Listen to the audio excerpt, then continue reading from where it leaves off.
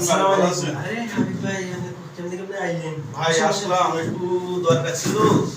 আপনার বাসায় যাবো গেলাম তো দেখলাম না অফিসে দেখা করে যাই। আমরা একে বাড়াইতে থাকি, আপনি থাকেন না, যোগাযোগ করতে পারেন, করতে পারেন, সমস্যা নেই। কি সমস্যা আপনি বলেন? গিয়েছিলাম ভাই, এরকম আমার পারিবারিক সমস্যা। বাসায় আপনার ভাবি এরকম, আপনার ওয়াইফ আমার বাসায় গিয়ে কয়েকটা কথা কয়, তা আপনার ভাবি রাগজব করে আমি নাকি এটা ওটা কিনে দিতে পারি না, ব্যবসায়িক মানুষ, অবস্থা খারাপ। তা আপনার বউ এরকম আমার বাসায় গিয়ে বলে, তা আপনি একটু নিষেধ করেন।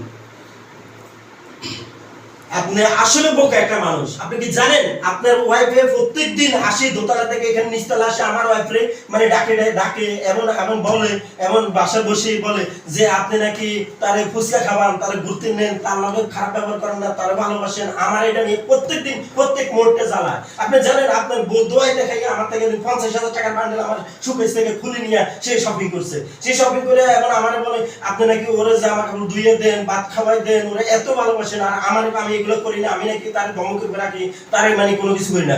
আপনার ওয়াইফের কারণে আমার সংসারটা নষ্ট, জানেন? ভাই এখন আপনার আছে, আপনি করেন ভাই, আপনারা ওয়াইফে দেন।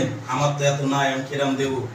আমার সব ব্যবসার অবস্থা খারাপ। আপনি নাই চাকরিজীবী, আপনার টাকা পয়সার অভাব নেই, একজনের কাছ থেকে নিয়ে নিলেন কিছু আর দিয়ে শপিং করালেন। আমার তো নেশা জায়গা নাই।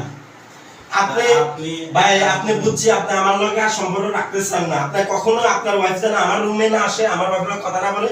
আপনার ওয়াইফে মানে আমি বাসা থেকে বাইরে এলে দৌড়ে চলে আসে।